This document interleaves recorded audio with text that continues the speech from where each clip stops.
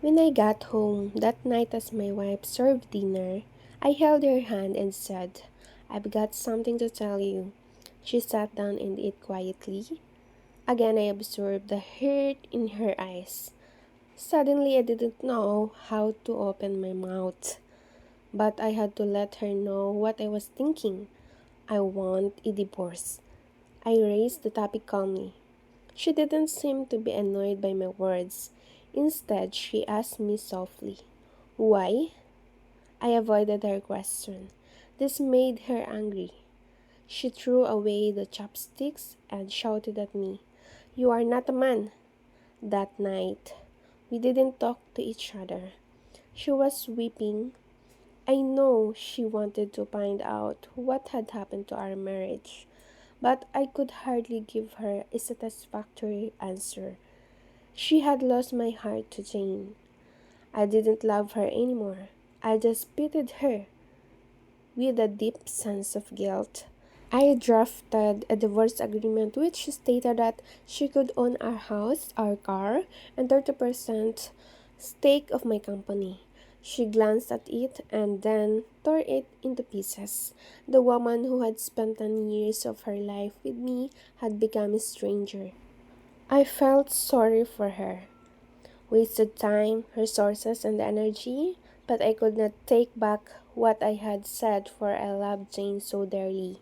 Finally, she cried loudly in front of me, which was what I had expected to see. To me, her cry was actually a kind of release. The idea of divorce, which had obsessed me for several weeks, seemed to be firmer and clearer now. The next day, I came back home very late and found her writing something at the table. I didn't have supper but went straight to sleep and fell asleep very fast because I was tired after an eventful day with Jane. When I woke up, she was still there at her table writing. I just did not care, so I turned over and was asleep again. In the morning, she presented her divorce condition. She didn't want anything from me, but needed a month's notice before the divorce. She requested that in that 1 month, we both try to live as normal a life as possible. Her reason for these conditions were simple. Our son had his exams in a month's time, and she didn't want to disrupt him with our broken marriage. This was agreeable to me, but she had something more. She asked me to recall how I had carried her into our bridal room on our wedding day. She requested that every day for the month's duration, I carry her out of our bedroom to the front door every morning. I thought she was going crazy. Just to make our last days together bearable, I accepted her odd request. I told Jane about my wife's divorce conditions. She laughed loudly and thought it was absurd. No matter what tricks she applies, she has to face the divorce, she said scornfully. My wife and I hadn't had any body contact since my divorce intention was explicitly expressed. So, when I carried her out on the first day, we both appeared clumsy. Our son clapped behind us. "Daddy is holding Mommy in his arms." His words brought me a sense of pain. From the bedroom to the sitting room, then to the door, I walked over 10 meters with her in my arms. She closed her eyes and said softly, "Don't tell our son about the divorce." I nodded, feeling somewhat upset. I put her down outside the door. She wanted to wait for the bus to work. I drove alone to the office. On the second day, both of us acted much more easily. She leaned on my chest. I could smell the fragrance of her blouse. I realized that I hadn't looked at this woman carefully for a long time. I realized she was not young anymore. There were fine wrinkles on her face. Her hair was graying. Our marriage had taken its toll on her. For a minute, I wondered what I had done to her.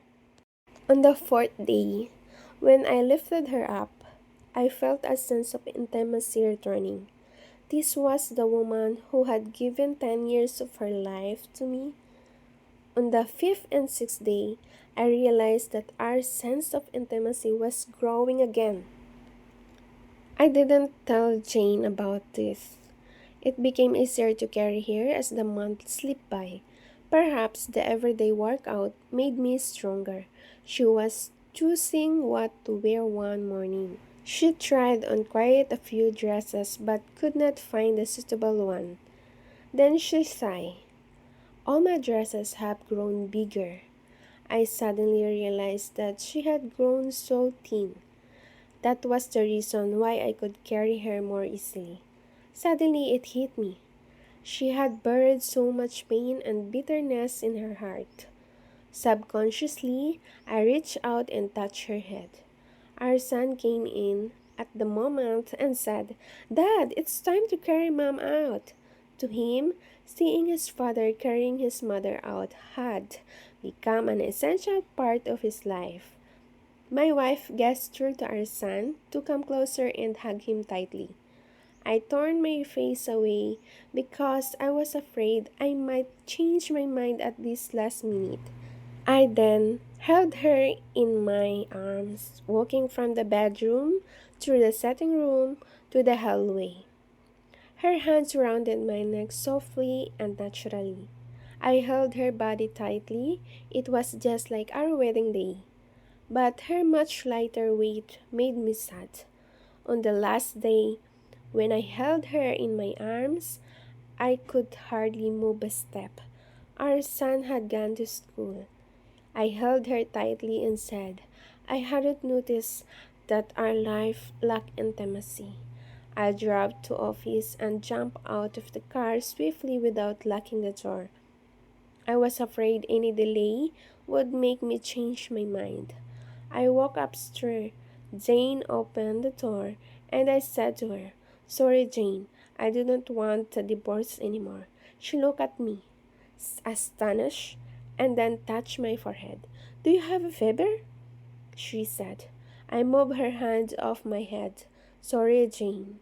I said, "I won't divorce." My marriage life was boring probably because she and I didn't value the details of our lives. Not because we didn't love each other anymore.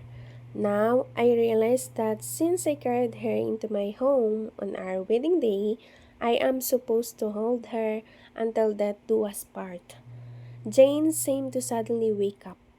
She gave me a loud slap and then slammed the door and burst into tears. I walked downstairs and drove away. At the floral shop on the way, I ordered a bouquet of flowers for my wife. The sales girl asked me what to write on the card.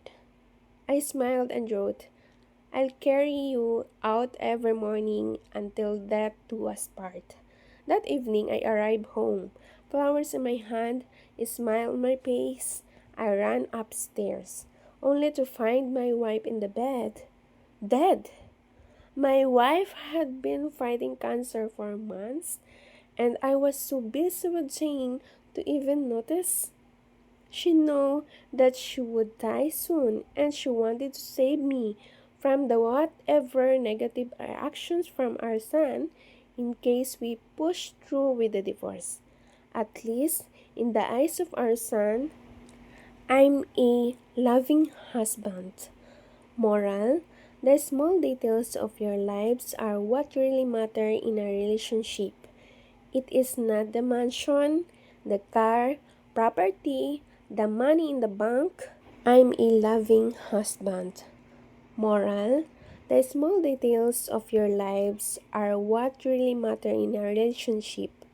It is not the mansion, the car, property, the money in the bank.